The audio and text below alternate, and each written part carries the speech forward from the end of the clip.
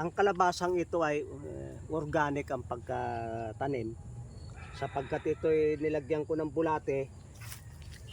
Pinakakain ko ng mga ganyan at yan o, daming bulate o.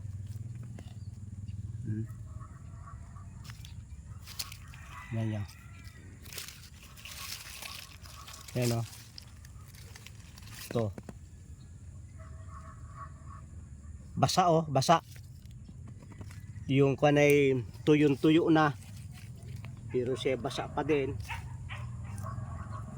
At ito'y lagi kong lalagyan ng mga nabubulok. At ang kanilang taguan, napansin niyo yung kanyang kasto, pupuntahan na yan ng kwan, pupuntahan na nung ugat. Ay tamang-tama, kanlong yan. Kaya't hindi mahirap na hindi ka dilig ng dilig.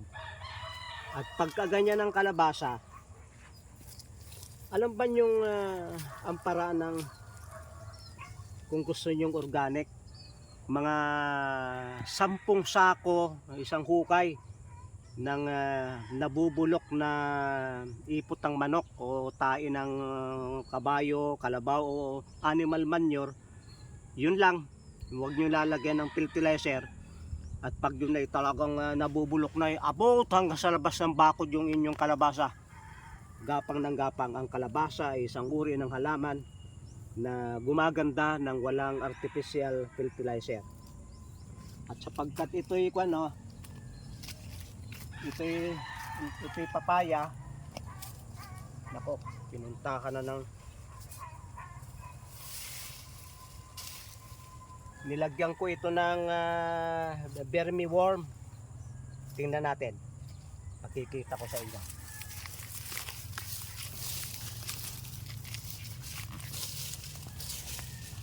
Yung ugat ng papaya ay nanginginain na din eh.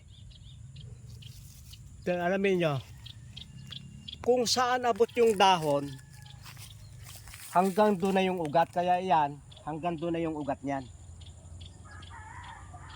Hindi talaga, kahit hindi mo ilagay sa puno, kahit malayo sa puno, kung saan umabot yung dahon, naroon na yung kanyang kwan. Kaya ito naglagay ako dito ng mga bulate, ay nakain na nila. Maglalagay uli ako ng bago. Yan o, mayroon pa rin o.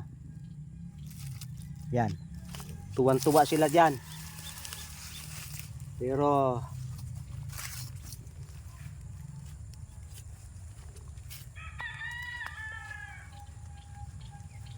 sa iba sila nakakover.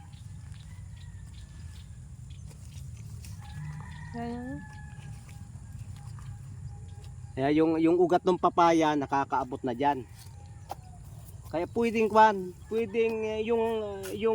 yung vermiworm ay ihahalo na nyo sa halaman. Katabi na nung halaman. Ito yung isang puno ng kalabasa. Kaya napakaganda nito. Ito naman yung ang nabubuhay din ay yung black fly larva. Yan yung black fly na uod siya ay palaki. At mas magandang manginain ito ng basura kaysa bulate. Mas matako siyang manginain. At maganda ring source ng fertilizer. Okay, maraming salamat sa inyong pagsubaybay sa Natural Wellness, si Pastor Vito.